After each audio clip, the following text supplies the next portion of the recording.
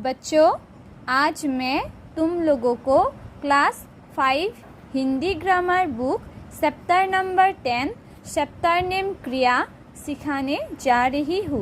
तुम लोग इस लेसन को अच्छी तरह से पढ़ना और समझने की कोशिश करना। जुड़िए और समझिए। चित्र को ध्यान से देखिए और नीचे लिखे वर्णन को पढ़िए।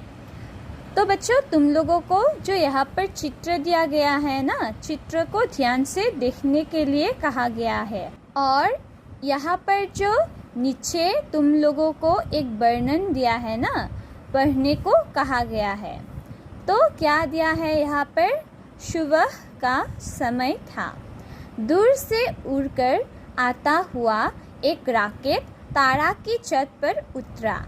तारा गहरी नींद में सो रही थी। रॉकेट का दरवाजा खुला। एक चिड़िया नीचे आई और अजीब सा एक प्राणी छत पर उतरा। उसने तारा को जगाया। तारा ने आंखें खोली। अपने सामने उस प्राणी को देखकर वो चौंक गई।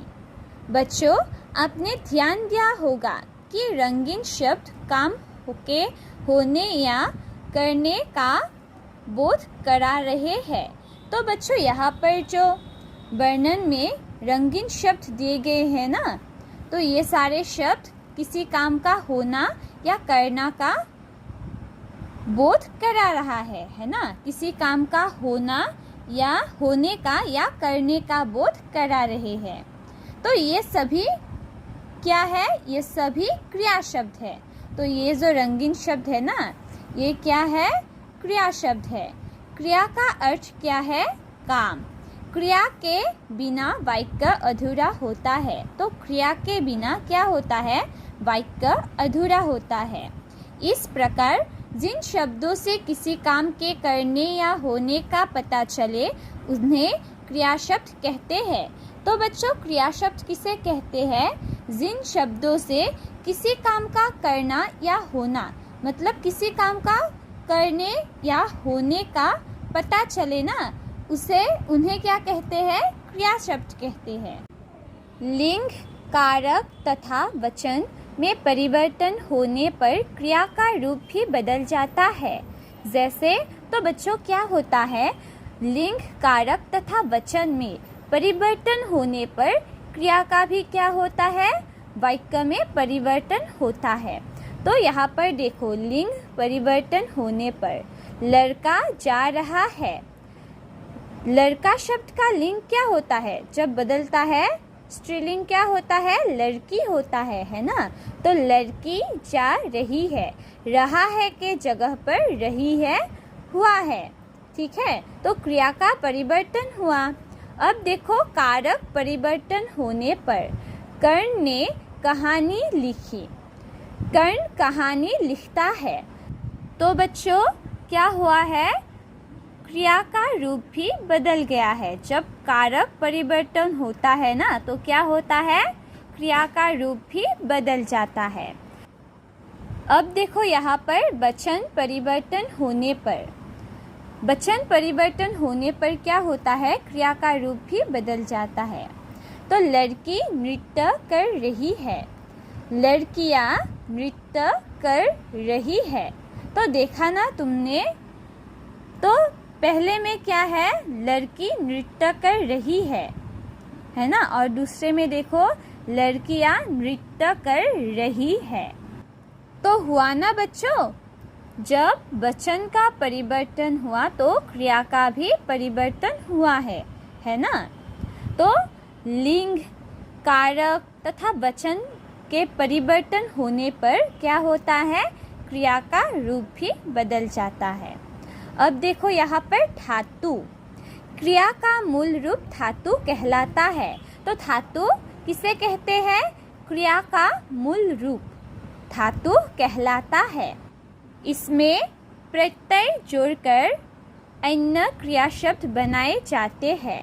जैसे लिख, गा, पढ़, नाच, सो, खा, रो आदि से लिखना, गाना, पढ़ना, नाचना, सोना, खाना, रोना आदि क्रिया शब्द ना प्रत्यय जोड़कर बनाए गए हैं। तो बच्चों, क्रिया का मूल रूप को क्या कहते हैं? धातु कहते हैं।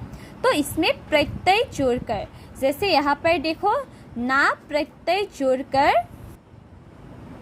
यहाँ पर जो शब्द है ना, लिख, गा, पर, नाच, सो, खा, रो, तो लिख में ना प्रत्यय जोड़कर क्या हुआ है? लिखना होता है। गा में ना प्रत्यय जोड़कर गाना हुआ है। पढ़ में ना जोड़कर पढ़ना हुआ है ना। तो क्या होता है? आदि क्रिया शब्द ना प्रत्यय जोड़कर बनाए गए हैं। तो मैंने तो तुम लोगों को कहा है ना, लिख में ना जोड़कर लिखना हुआ है, गा में ना जोड़कर गाना हुआ है ना। अब देखो यहाँ पर क्रिया के रूप, क्रिया के 2 रूप होते हैं। तो बच्चों, क्रिया के 2 रूप होते हैं, मतलब 2 भेद होते हैं। एक है सकर्मक क्रिया और दूसरा है अकर्मक क्रिया। ओके, तुम लोग याद रखना, सकर्मक क्रिया, अकर्मक क्रिया।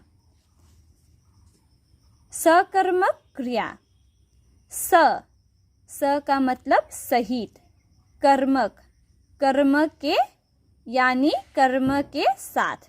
ओके, तो सकर्मक का मतलब क्या हुआ है? सकर्मक क्रिया का मतलब क्या हुआ है? कर्म के साथ। तो यहाँ पर देखो बच्चों, राजू बांसुरी बजा रहा है। तो यहाँ पर राजू क्या कर रहा है? बांसुरी बजा रहा है। तो यहाँ पर राजू जो शब्द है ना, वो क्या है? कर्ता है। राजू क्या कर्म कर रहा है? बांसुरी बजा रहा है। तो राजू कर्ता, बांसुरी कर्म, बजा रहा है क्रिया होता है। ठीक है। अब देखो, छवि दूध पी रही है। तो छवि क्या कर रही है? दूध, दूध यहाँ पर क्या हुआ? कर्म हुआ। तो छवि कर्ता हुआ, दूध कर्म हुआ और पी रही है क्या हुआ? क्रिया हुआ। ठीक है। तो बच्चों, इन दोनों वाक्य में किसी काम का करना बता रहा है ना। तो इन दोनों वाक्य में क्या हुआ है? क्रिया है ना। अब देखो, इन वाक्यों में क्रिया के साथ क्या और किसे लगाकर प्रश्न करने पर जो उत्तर मिल रहा है वो कर्म है।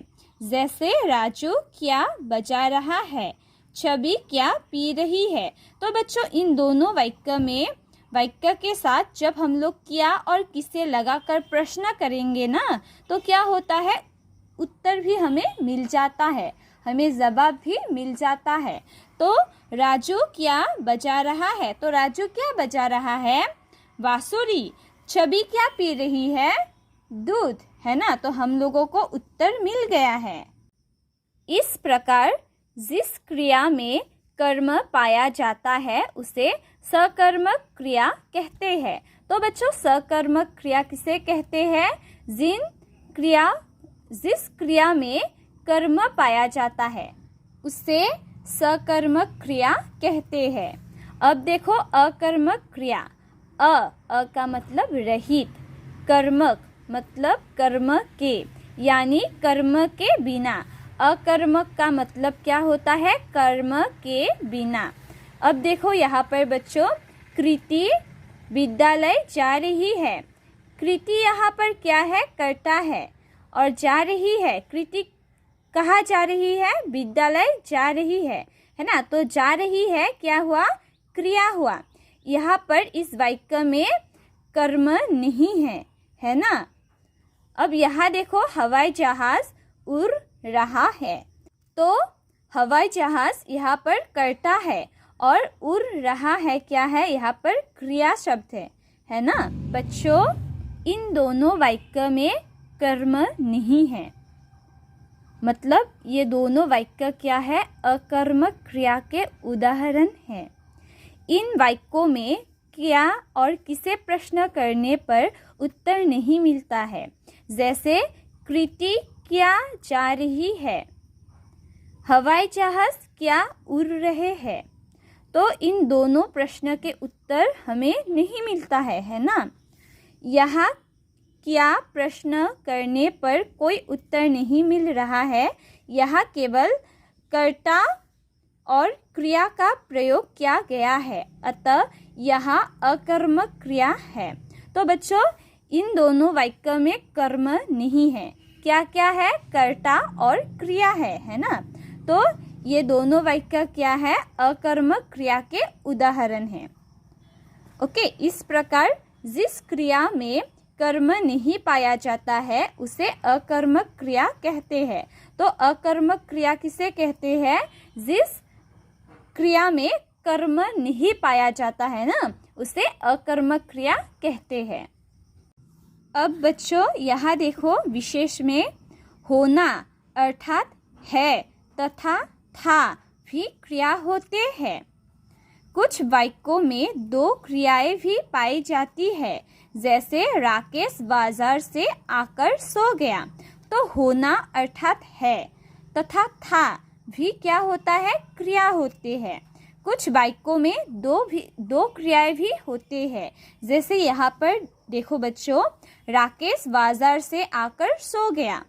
तो इन वाक्यों में आना और सोना, आकर मतलब आना, सो मतलब सोना, आना और सोना दो क्रियाओं का प्रयोग किया गया है ना। तो आकर, आना और सोना क्या हुआ है?